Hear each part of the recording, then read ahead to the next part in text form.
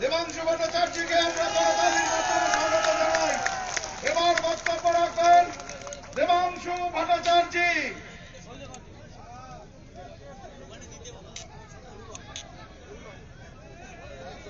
Hello hello hello hello, শোনা যাচ্ছে? মঞ্চে উপস্থিত মাননীয় কোচবিহার জেলার সভাপতি পার্থদা, এই দিনহাটার মাননীয় বিধায়ক, আপনাদের আপনজন, কাছের মানুষ মাননীয় উদয়ন গুহদা, এছাড়াও যুব সভাপতি কোচবিহার জেলার যিনি এতক্ষণ ছিলেন আপনাদের ইপ্পিদা, তিনি চলে গেছেন পরের সভাটা অর্গানাইজ করার জন্য। এছাড়াও মঞ্চে যে নেতৃত্বরা বসে আছেন, যারা অর্গানাইজ করছেন, ছাত্র যুবর যে নেতৃত্বরা এতদিন পরিশ্রম করেছেন এই সভাটাকে দাঁড় করানোর জন্য, পুলিশ প্রশাসন, প্রেস, মিডিয়া, সংবাদ মাধ্যম, এছাড়াও সকল নেতৃত্বকে আমি অনেক অভিনন্দন এবং শুভেচ্ছা প্রথমেই জানাই। এবং একটা কথা বলি, কালকে আমাদের কোচবিহার উত্তর বিধানসভায় মা মাটি মানুষ তৃণমূল কংগ্রেসের একজন কর্মীকে বিজেপির একজন কর্মী খুন করেছে। আমি একটা কথা এই মঞ্চ থেকে বলে যাই, মে মাস 21 সাল ফলাফল বেরোবে, দিদি তৃতীয়বার মুখ্যমন্ত্রী হবে, তারপরে এদের দাঁত নখ কিভাবে ভাঙতে হয় এখানকার তৃণমূল কংগ্রেস কর্মীরা জানে। কত মারবে তোমরা? এই যারা আমাদের এখানে বসে আছেন প্রথম সারিতে, তারা সবাই কিন্তু সিপিএম এর মতো দুর্দণ্ড প্রতাপ শাসকের সাথে লড়াই করেছে। বহু কর্মী মরেছে তৃণমূল কংগ্রেসের, আমরা তখন বাচ্চা ছোট। ফলে যে সিপিএম রক্তমাখা ভাত খাওয়াতো, কবজি কেটে নিত, মুন্ডু কেটে ফুটবল খেলতো, তাদের সাথে লড়ে এই 5 ফুট 2 ইঞ্চির মহিলাটা রাজ্যের মুখ্যমন্ত্রী। তোমরা চুনোপুটি পায়ে পিষে যাবে বন্ধু। বেশি সাহস এই মাটি থেকে দেখিও না। এই মাটি নাকি এই আশেপাশে নাকি একজন বড় গুন্ডা থাকে। কোচবিহারের বড় গুন্ডা, তার নাকি অনেক ক্ষমতা। ডান দিকে বোম বাঁধা লোক নিয়ে ঘোরে, বাঁ দিকে বন্দুক করা লোক নিয়ে ঘোরে।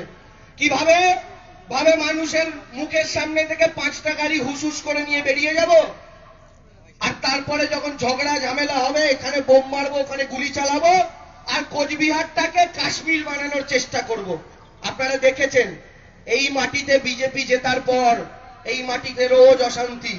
আমরা কলকাতায় বসে দেখলাম টিভি চালালেই কোচবিহার, আজ এখানে বোম মারে তো কাল ওখানে গুলি চালায়। আর এই কোচবিহারে পঞ্চায়েত দখল করে রেখেছে, পঞ্চায়েতের প্রধানরাও রয়েছেন তার সাথে। একটা কথা বলি, এইখানে আমাদের অনেক কর্মীদেরও নাকি হুমকি দেওয়ার চেষ্টা হয়েছে, পতাকা পোড়ানো হয়েছে, ফ্লেক্স ছেড়ার চেষ্টা হয়েছে। বন্ধু, ফ্লেক্স ছিঁড়ে তৃণমূলকে আটকাবে? মমতা ব্যানার্জির মাথায় রডের বাড়ি মেরে তাকে কোমায় পাঠিয়েও নবান্নে পৌঁছানো থেকে আটকানো যায়নি বন্ধু। আর তুমি ফ্লেক্স ছিঁড়ে তৃণমূল কংগ্রেসকে আটকাবে? অত সহজ নয়। এখানের মাটিতে আপনারা দিয়েছিলেন বিজেপিকে ভোট, নরেন্দ্র মোদী এসে সভা করে গেছিলেন আপনাদের উত্তরবঙ্গের মাটিতে, মনে আছে তো? আর দেখা পেয়েছেন তার? লোকসভা ভোটে যে সেই গেছে মোদীজি, তাদের বড় নেতারা দিল্লি, বিহার, উত্তরপ্রদেশের, তারা আর এসছে 2 বছরে না। কিন্তু দেখুন উত্তরবঙ্গের সব আসন আপনারা বিজেপিকে দিয়েছেন, বিজেপি নেতারা আরে বাংলায় আসেনি। কিন্তু উত্তরবঙ্গে মমতা ব্যানার্জি একটাও আসন পায়নি, 0। তা সত্ত্বেও মমতা ব্যানার্জি এই 2 বছরে 5 বারের বেশি উত্তরবঙ্গ এসে ঘুরে গেছেন। এটা কেন জানেন? কারণ আমি সব জায়গায় বলি, মোদী বাবুকে আপনারা কি বলেন? মোদীজি, তাই তো? এর আগের সরকারের মুখ্যমন্ত্রীদের কি বলতেন? জ্যোতি বাবু, তাই তো? বুদ্ধ বাবু, তাই তো? আমরা বাবু কাদের বলি? যারা আমাদের থেকে অনেক উঁচুতে আছে, অনেক বড় সড় লোক। বাবু, হাত জোর করে একটু দেখবেন আমাদের। মোদী বাবুকে কি বলেন? মোদীজি। জি মানে কি? ওই বাবুরই হিন্দি, বিরাট উঁচু মানুষ। মমতা ব্যানার্জিকে কি বলেন? দিদি। দিদিকে না ওই উঁচুতে থাকা মানুষ নয়, আমাদের ঘরে থাকা দিদি, সম্পর্কের নাম দিদি, আর তাই তাকে আমরা দিদি বলে ডাকি। আর ঘরের মা, ঘরের দিদি যতই সন্তানের সাথে, তার জানেন তো আমি এই সভা সমিতি করি, আমার মা স্বাভাবিক, সবার ঘরের মায়েরাই চিন্তা করে। কখনো কখনো মায়ের সাথে ঝগড়া হয়, সবারই হয়, বাবার সাথে একটু মন একটু কষাকষি হয়। কিন্তু দিনের শেষে যখন বাড়িতে ঢুকি ভাবি মা আমাকে 5 দিন আগে ধমক দিয়েছে, মায়ের সাথে 2 দিন কথা বলবো না।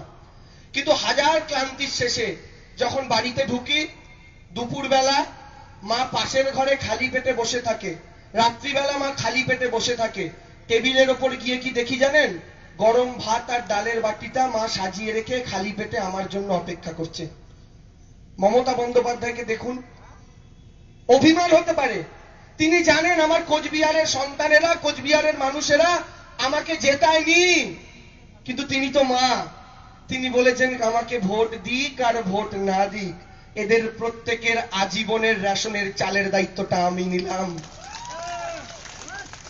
এই মা বলেছেন উত্তরবঙ্গ আমাকে একটা বাসন দেয়নি, কিন্তু এই উত্তরবঙ্গের মানুষ যখন সরকারি হাসপাতালে যাবে ফ্রিতে চিকিৎসা পাবে, আর যখন প্রাইভেটে যাবে, যে প্রাইভেটে এতদিন ওই বড় লোকের বাপের বেটারা যেত, আমাগো যাওয়ার জায়গা ছিল না, সেই মমতা ব্যানার্জি বললেন এবার প্রাইভেট হসপিটালে উত্তরবঙ্গের মানুষ যাবে। শুট বুট পরা লোকটার পরে আমার হাওয়াই চপ্পল পরা, ছেঁড়া ফাটা শাড়ি পরা ঠাকুমাটা লাইন দেবে, দিয়ে চিকিৎসা করাবে, কারণ সেই প্রাইভেট হসপিটালে আপনার চিকিৎসার জন্য বছরে 5 লাখ টাকা দেবে আমার ওই নবান্নে বসে থাকা দিদি। তাই আমার দিদি আমার স্বাস্থ্যের দায়িত্ব নিয়েছে, আপনাদের খাদ্যের দায়িত্ব নিয়েছে, বাসস্থানের দায়িত্ব নিয়েছে, আর আপনাদের সন্তানের পড়াশোনার দায়িত্বটাও নিয়েছেন। কেন তাকে দিদি বলি? কারণ, বা ধরুন মা, আমি ব্যক্তিগতভাবে মমতা বন্দ্যোপাধ্যায়কে বাংলার মা বলি কেন? দিদি একবার জঙ্গলমহলের রাস্তা দিয়ে যাচ্ছেন, যেতে যেতে দেখলেন 5-6টা বাচ্চা বাচ্চা ছেলে মেয়ে হাতে একটা প্লাস্টিক নিয়ে খালি পায়ে স্কুলে যাচ্ছে। দিদি সাথে সাথে গাড়িটা থামালেন, বলেন কি রে, স্কুলের ড্রেস পরে স্কুলে যাচ্ছিস, খালি পা কেন, হাতে প্লাস্টিক কেন? বাচ্চাগুলো বলল দিদি মায়ের জুতো কিনে দেওয়ার ক্ষমতা নাই গো, মায়ের ব্যাগ কিনে দেওয়ার ক্ষমতা নাই। দিদি সাথে সাথে শিক্ষামন্ত্রীকে ফোন করলেন ওইখানে বসে, আর বললেন আজ থেকে একটা নতুন প্রকল্প আমাদের শুরু হলো, যে প্রকল্পে স্কুলের প্রত্যেকটা বাচ্চাকে জুতো মোজা সরকার দেবে, স্কুলের ব্যাগটাও সরকার দেবে। আর বিশ্বাস করুন 6 মাস পরে আমাদের দিদি ওই জঙ্গলমহলের রাস্তা দিয়ে ফিরছিলেন, সেই দিন দিদিকে গাড়ি থামাতে হয়নি। কেন জানেন? দিদি কাঁচের ভেতর থেকে দেখেছিলেন আরো 5-10টা বাচ্চা স্কুলের দিকে যাচ্ছে, হেঁটে হেঁটে আর যায় না, কারণ খালি পায়ে আর পাথর ফোটার ভয় নেই, দৌড়াতে দৌড়াতে স্কুলে যাচ্ছে, কারণ তাদের পায়ে ওই দিদির দেওয়া জুতো, দিদির দেওয়া মোজা, পিঠে দিদির দেওয়া ব্যাগ। তার মানে কি জানেন? ঘরের মায়ের ক্ষমতা যেখানে শেষ হয়, বাংলার মায়ের ক্ষমতা সেখান থেকে শুরু হয়। আর সেই মাকেই আমাদের তৃতীয়বার নবান্নে বসাতে হবে। প্রতিশ্রুতি তো অনেক পেলেন, কোচবিহারের মানুষেরা প্রশ্ন করবেন না। যখন 2টো সাংসদ বিজেপির ছিল 14 সালে, তখন বিজেপি 2টাই মন্ত্রী দিয়েছিল, 2টাই হাফ প্যান্ট মন্ত্রী, মানে আধা মন্ত্রী, পূর্ণ মন্ত্রী না। এইবার আপনারা 18টা আসন দিলেন, উত্তরবঙ্গ ঝুলি উপর করে ভোট দিলেন। কটা মন্ত্রী দিল মোদিজি? 2টাই মন্ত্রী দিল, আবার আধা প্যান্ট মন্ত্রী। শেষ আপনাদের উত্তরবঙ্গে কোথায়? রায়গঞ্জ, উত্তর দিনাজপুর। প্রশ্ন করবেন না মোদিজি কোচবিহারে আপনাদের 50,000 ভোটে জেতালাম, কেন কোচবিহার মন্ত্রী পায়নি? জলপাইগুড়ি 2 লাখে জেতালাম, কেন জলপাইগুড়ি মন্ত্রী পায়নি? আলিপুরদুয়ার 2.5 লাখে জেতালাম, কেন আলিপুরদুয়ার মন্ত্রী পায়নি? দার্জিলিং 3.5 লাখে জেতালাম, কেন দার্জিলিং মন্ত্রী পায়নি? কেন জানেন? কারণ কুচবিহার জেতাক, জলপাইগুড়ি জেতাক আর আলিপুরদুয়ার জেতাক, আসলে তো আপনারা সবাই বাঙালি, তাই আপনাদের মোদিজি মন্ত্রী দেবে না, মোদিজি মন্ত্রী দেবে বিহারকে, উত্তরপ্রদেশকে আর গুজরাটকে। আর যারা লোকসভা নির্বাচনে এত আসন পাওয়ার পরও এই উত্তরবঙ্গের মাটি থেকে, ম্যাপের ওপরের দিকের অংশের মাটি থেকে মন্ত্রিত্ব দেওয়ার কথা ভাবে না, তারা বলছে বাংলায় আমরা ক্ষমতা এলে সোনার বাংলা করে দেব। অমিত শাহ মিটিং করে বলছেন হামকো মৌকা দিজে, হাম সোনে কা বাঙ্গাল বানায়েঙ্গে। আমি বলি অমিত দা, আপনি দিলীপ দার সাথে কথা বলেননি, কারণ গোটা বাংলাকে সোনায় মুড়তে যত সোনা লাগবে তার জন্য কত লিটার গরুর দুধ লাগবে ভেবে দেখেছেন? কতগুলো গরু লাগবে? কারণ এই আমাদের উদাহরণদাও বলেছেন গরুর দুধে সোনা আছে, এইটা তো দিলীপ বাবুর বক্তব্য। আরে করোনা হলো, ভাবুন আজকে যদি আমাদের দিদি মুখ্যমন্ত্রী না হয়ে যদি দিলীপ ঘোষ মুখ্যমন্ত্রী হতো, উদয়নদা যেটা বলেছেন, দিদি বলেছেন ভ্যাকসিন দিলে করোনা সারবে। আর একটা কথা আপনাদের বলি, 2200 টাকা করে এক একটা ভ্যাকসিনের দাম। আমাদের দিদি বলেছেন বাংলার সব মানুষকে ফ্রিতে ভ্যাকসিন দেবো, কাউকে 1 পয়সা দিতে হবে না। এবার ভাবুন, দিদির জায়গায় যদি আজকে দিলীপ ঘোষ মুখ্যমন্ত্রী হতো, কি হতো? বলতো দাদারা, আপনাদের বাড়িতে বিজেপির কর্মীরা পদ্মফুল নিয়ে যেত, লিটার লিটার গোমূত্র দিত, বলতো খান, করোনা সাইরা যাবে। তো দিলীপ বাবু, করোনা যদি গোমূত্রে সারে, আপনার কি করে করোনা হলো? করোনা যদি গোমূত্রে সারে, আপনি তো নয় খাননি, লকেট দিদিকেও একটু গোমূত্র খাওয়াননি, তারও কি করে করোনা হলো? আচ্ছা, লকেট দিদিকেও খাওয়াননি, অমিত শাহকে তো খাইয়েছিলেন, আর অমিত শাহ বিরাট নেতা, তাকে তো 4 বোতল খাওয়ানো উচিত, তারও করোনা হলো 2 বার। তার মানে গোমূত্রে করোনা সারে না, করোনা সারে ভ্যাকসিনে, ওষুধে, যেটা আমাদের দিদি দেবেন। আর এই জায়গায় দাঁড়িয়ে যদি ওরা এই পরিস্থিতিতে আসতো, তাহলে কি সর্বনাশটা হতো ভাবুন তো। এরা বলে 200 সিট পাবো, কি হাস্যকর কথা। আমি বলছি, আচ্ছা বাবা, পেলে একটা প্রশ্ন করবেন না বিজেপির নেতা নেত্রীদের? আচ্ছা, তোমরা 200 সিট পাও, 250 পাও, 294 এর মধ্যে তোমরা 500 সিট পাও, কিন্তু বাবা তোমরা জিতলে তোমাদের মুখ্যমন্ত্রী কে হবে? আমি যদি প্রশ্ন করি, তৃণমূল 3য়-বার জিতলে মুখ্যমন্ত্রী কে হবে? আমরা সবাই জানি মমতা ব্যানার্জি, কিন্তু যদি বলি বিজেপি 3য়-বার জিতলে কে মুখ্যমন্ত্রী হবে, এই প্রশ্ন করব, দিলীপ দা ছুটে এসে আমার স্টেজ থেকে ফেলে দিয়ে মাইক নিয়ে বলবে, কেন কেন আমি? যেই দিলীপ দা বলবে, ওই পাশ থেকে ছুটতে ছুটতে আসবে মুকুল রায়, দিলীপ ঘোষকে ধাক্কা দিয়ে মাইক কেড়ে নিয়ে বলবে, না দিলীপ দা তুমি না, আমি আমি আমি। যেই মুকুল রায় বলবে, তথাগত রায় ছুটে ছুটে এসে বলবে, না না তোমরা কেউ নয় গো, আমি। যেই তথাগত রায় বলবে, আসানসোল থেকে কহো না প্যার হ্যাঁ, গান গাইতে গাইতে বাবুল সুপ্রিয় এসে বলবে, না না তোমরা কেউ না, আমি মুখ্যমন্ত্রী হব। যেই বাবুল সুপ্রিয় বলবে, লকেট দিদি এসে বলবে, না না মহিলা মুখের বিরুদ্ধে মহিলা মুখ, আমি হব মুখ্যমন্ত্রী। যেই লকেট দি বলবেন আরেকজন মহিলা তো ছেড়ে দেবেন না, আপনাদের মহাভারতের দ্রৌপদী রূপা গাঙ্গুলি মনে আছে, তিনি এবার এসে বলবেন, না না আমি হব মুখ্যমন্ত্রী। এবার এরা যখন বলবেন, এখন তৃণমূল থেকে একজন জননেতা গেছেন না প্যারাসুটে করে, বিরাট নেতা, তিনি বলবেন, ভাই রে, দিদির পিঠে ছুরি মেরে বিজেপিতে এলাম, তোরাই যদি সবাই মুখ্যমন্ত্রী হয়ে যাস, আমি কি বসে বসে কলা চুষবো? আমি হব মুখ্যমন্ত্রী। তাহলে বিজেপির 6টা মুখ্যমন্ত্রীর দাবিদার, তৃণমূলের একটাই। একটা উপায় বিজেপির বন্ধুদের বলি, সোমবার দিলীপ ঘোষকে মুখ্যমন্ত্রী করুন, মঙ্গলবার মুকুল রায়কে, বুধবার শুভেন্দু অধিকারীকে, বৃহস্পতিবার তথাগত রায়কে, শুক্রবার লকেট দিকে, শনিবার রূপাদিকে, আর রবিবার ছুটির দিন আমাদের জগদীপ ধনকরকে। ঠিক আছে, দারুণ সেটিং।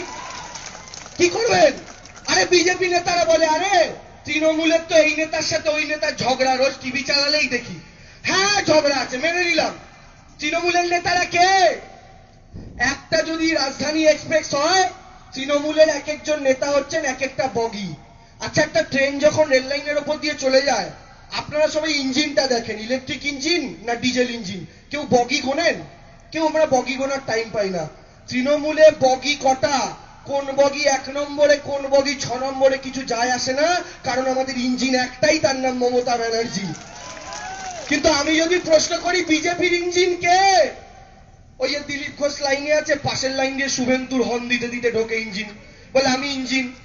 ওদিক থেকে মুকুল রায় ঢুকছে হর্ন মারতে মারতে, ওই মাথা দিয়ে আবার জগদীপ ধনকর হর্ন মারছে, প্যাঁ প্যাঁ প্যাঁ, আমি ইঞ্জিন।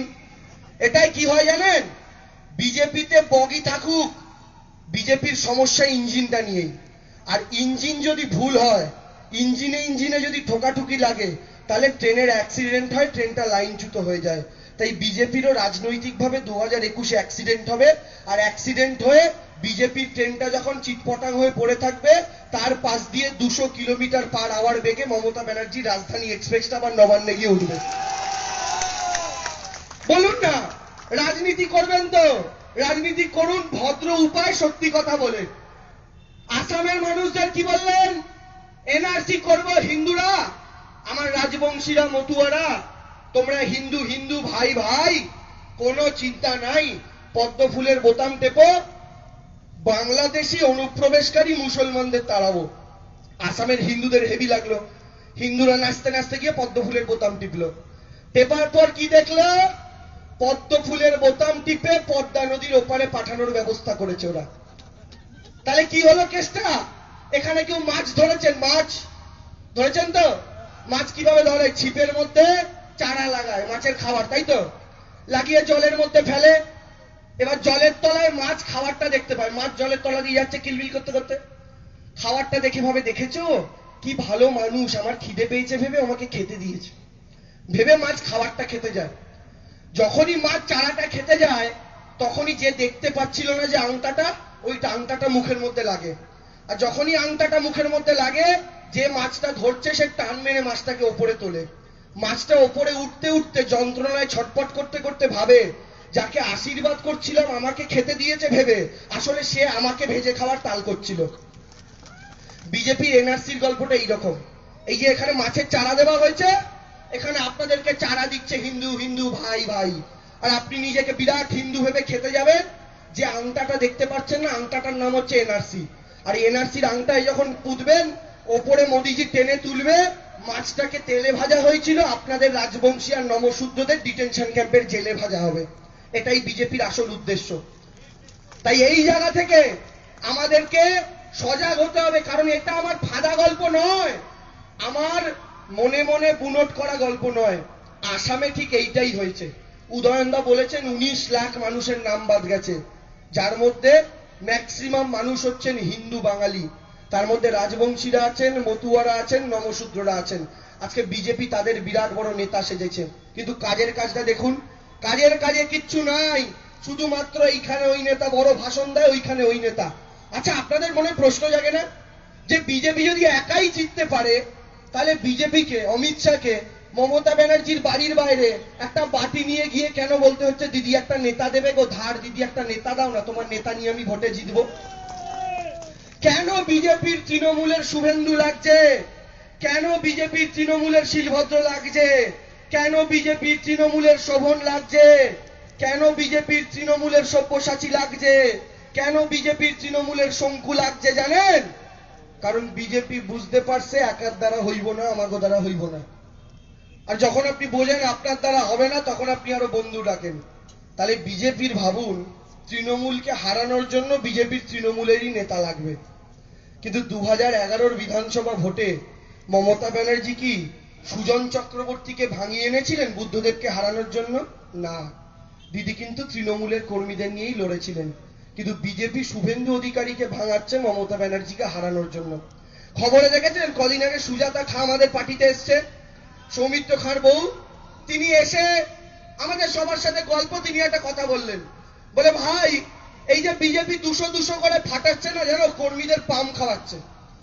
মানে বলে আমরা তো ভেতরে থাকি, আমরা জানি বিজেপির নিজেদের যে হিসাব, তাতে ওরা 65 পার করার জায়গাতে নেই। আর যারা 65 পার করার জায়গাতে নেই, তারা 200 গল্প বলছে। আর আমাদের তো নিজেদের মধ্যে সমীক্ষা হয়। আমি এখান থেকে বলছি, 2016-তে 11 চেয়ে বেশি সিট পেয়েছি, 2021-এ আমরা 16 থেকে বেশি সিট পাবো। আর 2021-এ যেদিন রেজাল্ট বেরোবে, টিভিটা চালাবেন, তৃণমূল কংগ্রেস আবার 200-র উপরে আসন নিয়ে ক্ষমতায় আসবে। এটা শুধু বক্তব্যের জন্য বক্তব্য নয়, এটা আমাদের নিজেদের হিসাব বলছে। আপনি বলবেন লোকসভায় তো আপনারা বলেছিলেন 42-এ 42, মিলল না তো, এইবার কেন মিলবে? সেইবার কেন মেলেনি জানেন? আপনাদের কোচবিহারের মাটিতে তৃণমূলের 1 লাখের কাছাকাছি ভোট বেড়েছে। আপনাদের জলপাইগুড়ির মাটিতে তৃণমূলের 80,000 ভোট বেড়েছে। আলিপুরদুয়ারে 2 লাখ ভোট বেড়েছে। কিন্তু তাও হারলাম কেন জানেন? সিপিএম বলে দলটা নিজেদেরকে বিক্রি করে দিয়েছিল বিজেপির কাছে, তাই উল্টো দিকে সবাই একজোট হয়ে গেছিল। কিন্তু এবার আমাদের হিসাব কি বলছে জানেন? সিপিএম এর এখন 7% ভোট আছে। সিপিএম যদি গোটা 7% ভোটটাও বিজেপিকে দিয়ে দেয়, তাও তৃণমূল কংগ্রেস এখন 52%-এর ওপর ভোট পাবে। আর 52%-এর ওপর ভোট মানে আসনটা 250 হতে পারে। কিন্তু আমরা কমিয়ে বলছি আপনাদের, আমরা হাতে রেখে বলছি আপনাদের, আর এই কোচবিহারের মাটিতে 2016-র চেয়েও ভালো ফল করতে হবে। আর এই গুন্ডাদের বুঝিয়ে দিতে হবে এই মাটি গুন্ডার মাটি নয়, পঞ্চানন বর্মার মাটি। এই মাটিতে গুন্ডামি করে নির্বাচনে জেতা যায় না, আর গুন্ডামি করে মানুষকে ভয় দেখানো যায় না। এই ভ্যাটাগুড়ির মাঠে যে প্রোগ্রাম হচ্ছে, এখানে কাছাকাছি হয়তো তাদের অনেক লোকজন আছে, শুনে গিয়ে খবর দেবেন ওই গুন্ডা দাদাকে, দাদা ভালো ভিড় হয়েছিল তো, তাহলে ভ্যাটাগুড়িটাও গেল, ভ্যাটাগুড়িটাও গেল। তারা বলবে শুধু ভ্যাটাগুড়ি গেছে নাকি রে, রাজ্যটাই তো হাত থেকে বেরিয়ে গেছে, ওই জন্য দিল্লিতে গিয়ে বসে আছি। এইটা হচ্ছে এদের অবস্থা। তাই আপনারা সংঘবদ্ধ থাকুন, সুন্দর থাকুন। আর একটা গল্প আপনাদের বলি, এই গল্পটা আমি সমস্ত মিটিং এ বলি, কোচবিহারের এই ভ্যাটাগুড়ির মাটিতেও বলাটা দরকার। আমরা 2019-এ দেখেছেন সিপিএম এর নেতারা বিজেপি হয়ে গেছে এলাকায়, তো এরকমই একজন সিপিএম এর নেতা ছিল। সিপিএম এর নেতাটা বিজেপিতে যোগ দিয়েছে। বিজেপি নেতারা বলছে তোমাকে ভাই তোমার বুথের সবার ভোট এনে দিতে হবে। তো বিজেপি নেতারা বলছে দাঁড়াও বাবা, বুথের ভোট তো আনবো, আগে দেখি বাড়ির লোকের ভোটটা পাই কিনা। তো বাড়িতে গেছে ভোট চাইতে, বাড়িতে ছেলে মেয়ে বউ এবং বুড়ি মা আছে। প্রথমে গেছে মেয়ের কাছে ভোট চাইতে, বলছে শোন, বলছে বলো বাবা। বলছে জানিস তো তোর বাবা এখন বিজেপি করে, লাল পাটি ছেড়ে দিয়ে লাল পতাকাটাকে কেচে গেরুয়া করে এখন বিজেপি করছে। বলছে হ্যাঁ বাবা বলো। বলছে এইবারের বিধানসভা ভোটে কিন্তু তোকে পদ্ম ফুলের বোতাম টিপতে হবে। মেয়ে বলছে বাবা একটু ব্যাংকের পাসবুকটা নিয়ে আসো তো। বলছে কেন? বলছে আনু না। এ বাবা ব্যাংকের পাসবুকটা এনেছে, মেয়ে পাসবুকটা খুলছে, খুলে বাবাকে দেখাচ্ছে, বলছে বাবা এই দেখো। বলছে কি? বলছে দেখো বাবা, তোমার নেতা মোদির 15 লাখ টাকা ঢোকেনি, কিন্তু আমার দিদির কন্যাশ্রীর 25,000 টাকা ঢুকে গেছে। তাই তাই তুমি বেইমানি করতে পারো বাবা, আমি বেইমানি করতে পারবো না গো। তুমি ভাইয়ের সাথে কথা বলো বা মা ঠাকুমার সাথে কথা বলো। এবার লোকটা দেখে মেয়ের ভোট পাবে না, গেছে এবার ছেলের কাছে। বলছে শোন, বলছে বলো। বলছে তোর বাবা তো এখন বিজেপি করছে জানিস? বলছে হ্যাঁ জানি। বলছে ভোটটা কিন্তু পদ্ম ফুলে দিতে হবে। ছেলে বলছে বাবা তোমার আগের পার্টি বামফ্রন্টের দয়ায় ভাঙাচোরা রাস্তার উপর দিয়ে রোদের মধ্যে 1 ঘন্টা স্কুলে যেতাম, 1 ঘন্টা হেঁটে বাড়ি ফিরতাম। আজকে দিদির করে দেওয়া ঝকঝকে রাস্তাটার উপর দিয়ে সবুজ সাথীর সাইকেলটা চালিয়ে 10 মিনিটে স্কুলে যাই, 10 মিনিটে বাড়ি আসি। ওই সাইকেলে তুমি সন্ধ্যেবেলা ঘুগনি বিক্রি করতে বেরো, আবার নির্লজ্জের মতো যখন বিজেপির মিছিল হয় দিদির দেওয়ার সবুজ সাথীর সাইকেলে পদ্ম ফুলের পতাকা লাগিয়ে মিছিল করো। তাই তুমি বেইমানি করতে পারো বাবা, আমি বেইমানি করতে পারবো না গো, তুমি অন্য কোথাও যাও। এবার গেছে বউয়ের কাছে, কাকিমা তখন রান্নাঘরে রান্না করছে, ঘেমে গেছে, নিচে বটিতে সবজি কাটছে, ওপরে গ্যাস সিলিন্ডারে ভাত ফুটছে। বলছে শোনো না। বলছে বলো। বলছে তোমাকে কিন্তু আবার ভোটটা না বিজেপিকে দিতে হবে। আর সেই শুনে কাকিমা সবজি টবজি রেখে বটি তুলে তাড়া করেছে। বলছে তাড়া করছো কেন? তখন মনে আছে আলু 45 টাকা দাম, তুলে বলছে এই দেখো আলু। বলে হ্যাঁ। বলে এসেন্সিয়াল কমোডিটিস থেকে বার করিয়ে এটা নিয়ন্ত্রণ ছেড়ে দিয়েছে তোমার নেতা মোদি, কদিন পরে 100 টাকা কিলো কিনতে হবে। এবার পেঁয়াজ তুলেছে, বলে এটা দেখো। বলো 1.5 বছর আগে 200 টাকা কিলো কিনেছি মোদিজির দয়ায়, যা দিন আসছে এবার 300 টাকা কিলো কিনতে হবে। রেখেছে। পেছনে গ্যাস সিলিন্ডারটা দেখিয়ে বলছে গ্যাস সিলিন্ডারটা দেখেছো? বলে হ্যাঁ। বলে গ্যাস সিলিন্ডারটার দাম বাড়িয়েছে তোমার নেতা মোদি, আর ওটার ভর্তুকির টাকাটাও ব্যাংকে পাঠানো বন্ধ করে দিয়েছে তোমার নেতা মোদি। এবার ওর ওপরে হাঁড়িটা দেখাচ্ছে যাতে ভাত হচ্ছে। বলছে হাঁড়িটা দেখেছো? বলে হ্যাঁ। বলে শোনো, ওই হাঁড়িতে যে ভাতটা রেশন থেকে ওর ফ্রি চালটা দিয়েছে আমার দিদি, যেটা খেয়ে আবার ওর নামে বিরোধিতা করতে যাবে। তাই তুমি বেইমানি করতে পারো গো, আমি বেইমানি করতে পারবো না, তুমি অন্য কারোর কাছে যাও। এবার গেছে বুড়ি মায়ের কাছে। মা অসুস্থ, বিছানায় শয্যাশায়ী, 1 মাস আগে হাসপাতালে ভর্তি হয়েছিলেন। মায়ের কাছে গেছে, গিয়ে বলছে মা তুমি তো অসুস্থ, আর কটা ভোট দিতে পারবে জানি না, তোমাকে এবার ভোটটা মা বিজেপিকে দিতে হবে। এই মা সোজা হয়ে উঠে বসে ছেলেকে 1 থাপ্পড়। ছেলে আয়নার সামনে দাঁড়িয়ে দেখছে গালের রংটা হয়ে গেছে আগের পার্টি সিপিএম এর পতাকার মতো, লাল টকটক করছে। বলে মা মারলে কেন? বলে বেঈমান, গত মাসে যখন প্রাইভেট নার্সিং হোমে দিলি, ওষুধের বিল দেখে বললি মা গো এত দামি ওষুধ তোমায় খাওয়াতে পারবো না মা, তোমায় মনে হয় বাঁচাতে পারবো না, এত দামি চিকিৎসা তোমায় মা করাতে পারবো না। ভুলে গেছিস মমতার স্বাস্থ্য সাথীর কার্ডটা ছিল বলে তোর মা জ্যান্ত খাটের ওপরে বসে আছে, না হলে দেওয়ালে ছবি হয়ে ঝুলতো।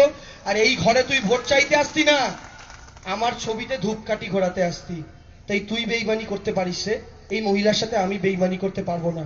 এবার ছেলে দেখে কারোর ভোট পাবে না পরিবারে, কি করা যায়? নিজের ভোটটা নিজে দিক, নালে বুথে একটা ভোট, কি লজ্জা। ভোটের দিন ভোট দিতে যাচ্ছে, ভোট দিয়ে বাড়ি ফিরেছে, বউ মা মেয়ে আর ছেলে গেটের সামনে দাঁড়িয়ে। মা বলছে তোরে আমি ঢুকতে দিব না ঘরে। বলছে কেন মা? বলছে তুই মমতার সাথে বেইমানি করে আইসস। ছেলে বলছে মা গো, বলে বসেছে। মায়ের পাটা ধরেছে, বলছে মা বিশ্বাস করো ইভিএম মেশিনের সামনে গিয়ে 2 মিনিট ধরে দাঁড়িয়েছিলাম, তারা দিচ্ছে লম্বা লাইন, তাড়াতাড়ি করুন তাড়াতাড়ি করুন। যতবার হিন্দু মুসলিম এনআরসি সিএ পাকিস্তান হিন্দুস্তান মনে পড়েছে ততবার পদ্ম ফুলের কাছে আঙুলটা নিয়ে গেছি। পদ্ম ফুলটা ঠিক টিপতে যাব তখনই কি জানি ভগবান তোমাদের 4 জনের হাসি মুখটা মনে করিয়ে দিল, মা আমিও মমতাকে ভোট দিয়ে চলে এসেছি, আমিও বেইমানি করতে পারিনি, আমার দ্বারাও বেইমানি করা সম্ভব হয়নি।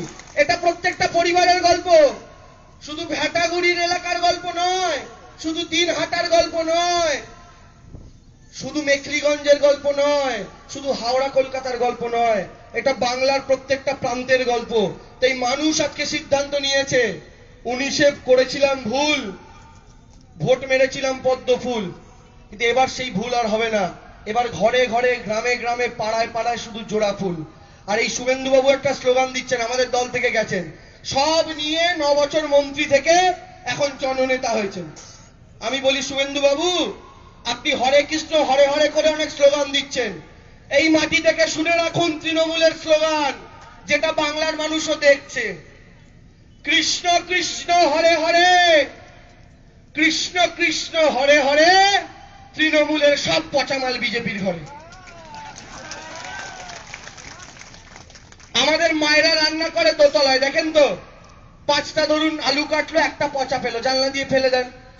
5টা পেঁয়াজ কাটলেন, একটা পচা পেলেন, জানলা দিয়ে ফেলে দেন, ওটা তো খাবার না। এবার আমাদের মমতা ব্যানার্জিও দোতলার ঘরে রান্না করছেন, পচাটা জানলা দিয়ে ফেলে দিচ্ছেন। এবার আমাদের দিদি তো আর জানেন না তিনি পচাটা জানলা দিয়ে ফেলে দিচ্ছেন, আর একদম নিচে অমিত শাহ বাটি নিয়ে দাঁড়িয়ে আছে ওগুলোকে নিয়ে যাবে বলে। তো কি করা যায়? আর তো কোনো উপায় নাই। আর ওই পচা মাল রান্না করে খাওয়াচ্ছে, তাই বিজেপি কর্মীদের আমাশা হচ্ছে। আর আমাশা হচ্ছে বলে কি হচ্ছে? নিজেদের কর্মীদের মাথায় নিজেরা ইট ভাঙছে। কেন? এ বলে আমি নতুন বিজেপি, ও বলে আমি আদি বিজেপি, আর ও বলে আমি তৎকাল বিজেপি। 3 মাসের জন্য বিজেপি হয়েছি, আবার চলে যাব। আদি তৎকাল আর নব্য বিজেপির ঝামেলা, আর এই ঝামেলা নিজেরা সামলাতে পারছে না। বাবুল দিলীপ রোজ ঝগড়া করে, ওরা আবার আমাদের নেতাদের দিকে আঙুল দেখায়। তাহলে মা কাকিমারা, এই ভেটাগুড়ির মাটি থেকে, এই পঞ্চায়েত এলাকা থেকে এবার এই গুন্ডার দাঁত নখ রাজনৈতিক ভাবে ভেঙে মমতা বন্দ্যোপাধ্যায়ের পাশে দাঁড়াবেন তো? এটা আপনাদের শপথ গ্রহণ করতে হবে, দাঁড়াবেন তো? এই আওয়াজ কোথায় গেল? দাঁড়াবেন তো? দিল্লিতে আছে এখন, দিল্লি অব্দি শোনা যেতে হবে, দাঁড়াবেন তো? মমতা ব্যানার্জিকে জেতাবেন তো? এনআরসি কে রুখবেন তো? নিজেরা একসাথে থাকবেন তো? ওরা বিহার উত্তরপ্রদেশ থেকে এসে আপনাদের সম্পদ লুট করতে চায়।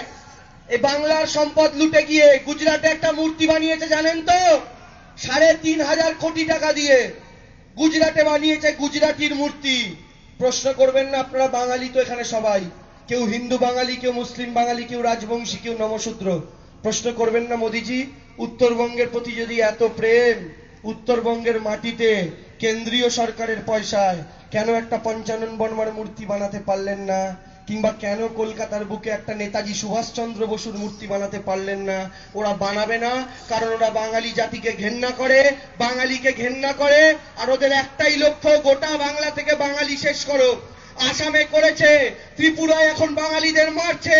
আর যারা হিন্দু হিন্দু বড় কথা বলে আপনারা শুনলে কষ্ট পাবেন, বিহারের মাটিতে দুর্গাপুজো করার জন্য বিজেপির পুলিশ এক হিন্দু ভাইকে গুলি করে মেরে দিয়েছে বিহারের মুঙ্গেরে। তার মানে বিহারে বাঙালিরা দুর্গাপুজো করতে পারে না। উত্তরপ্রদেশে যোগী আদিত্যনাথ বলে দিয়েছে রামলীলা হবে, কিন্তু দুর্গাপুজো করা যাবে না।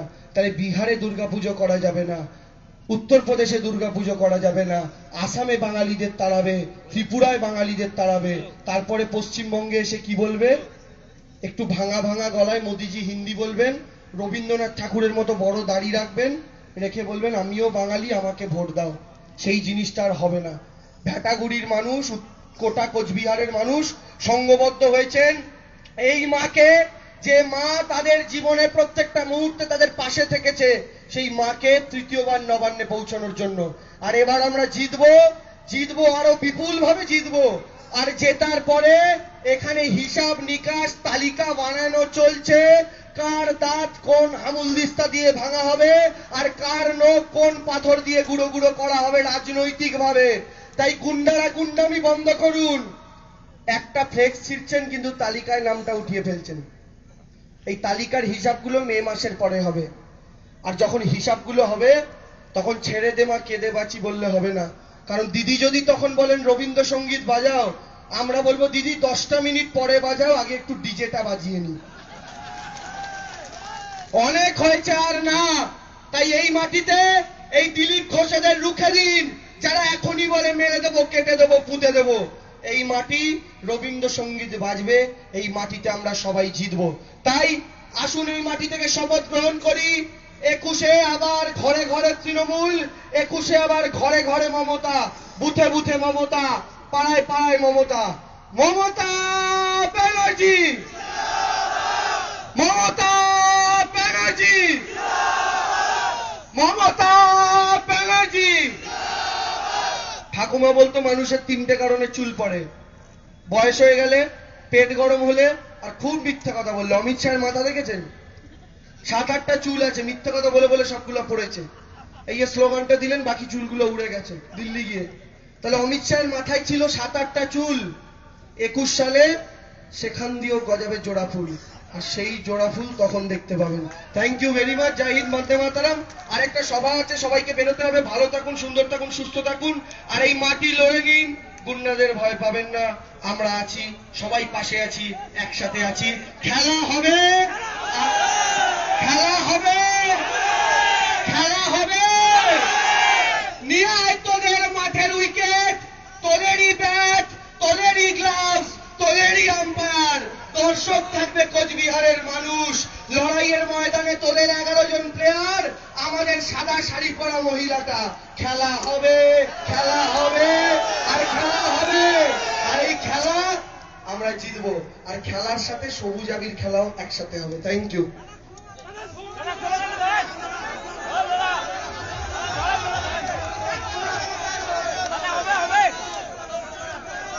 মমতা দি আরেকবার। আরে এই রাজ্যে দিদির রাজ পিঁপড়ে রেডি অতীত, আজ মাওবাদীরা ছাড় খার। মমতা দি আরেকবার। রক্ত ভাত খাচ্ছে মা, এই দৃশ্য আর না। খাদ্য সাথীর ভাত পাই, দিদি মনি তোমায় চাই। কোচবিহার থেকে কাঠি 2 চাকাতে সবুজ সাথী চাই না মোদের বুলেট কার। মমতা দি আরেকবার। ভোতা হলো সারের সিং, শান্ত হলো দার্জিলিং। বাংলা ভাগের স্বপ্ন ছাই, দিদি মনি তোমায় চাই। মুকুব জমি জলের কর, সবার জন্য দিলেন ঘর। এমন কাজে হিংসেকার, মমতা দি আরেকবার। আওয়াজটা করেছে পেছন দিয়ে কম হচ্ছে। পেছনে কি দাঁড়িয়ে রয়েছেন? আমাদের অমিত শাহ দাঁড়িয়ে রয়েছেন। দাঁড়িয়ে দাঁড়িয়ে বেঁধে বুঝে বসিয়ে দিন না। আওয়াজটা কম হচ্ছে, আরো জোরে করতে হবে তো, জোরে করতে হবে তো। আরে মমতা দি আরেকবারটা শেষ হোক, তারপরে তো খেলা হবে। খেলা তো হওয়ার জন্যই আমরা বসে আছি। দেখুন লিখেছি আমি, আমার মুখস্থ থাকে না। আরে লোক প্রসারেও দিদির গ্রামে শিল্পী পাচ্ছে তাদের দাম। স্বপ্ন হলো সত্যি, তাই দিদি মনি তোমায় চাই। ঢুকছিল যে বুড়ো দাদু, স্বাস্থ্য সাথী এখন জাদু। সুস্থ দাদু 100 পার, মমতা দি আরেকবার। ফ্রি চিকিৎসা, ফ্রিতে বেড, হাসপাতাল রিউলিমেট। রোগ হচ্ছে চিন্তা নাই, দিদি মনি তোমায় চাই। রাস্তা হলো খাবার জল, মরে মরে বসছে কল। 30 বছর মানলো হার, মমতা দি আরেকবার। বাপের আর দেয় না বিয়ে, কন্যাশ্রীর টাকা নিয়ে পড়ছে কন্যা, বলছে তাই দিদি মনি তোমায় চাই। পাসবুকেতে ছাপলো লেখা 15 লাখ টাকা পাই দেখা। কন্যাশ্রীর 25,000, মমতা দি আরেকবার। জঙ্গলেতে পাই না লাশ, খাদ্য স্বাস্থ্য 12 মাস। হাসি মোড়া বলছি তাই দিদি মনি তোমায় চাই। লাল পার্টিরা ধোকাবাজ, মোদির পার্টি চিটিংবাজ। সুখ দুঃখের হিস্সেদার, মমতা দি আরেকবার। মমতা দি আরেকবার। দিদি মনি তোমায় চাই। দিকে দিকে তোমায় চাই। ঘরে ঘরে তোমায় চাই। বুথে বুথে তোমায় চাই।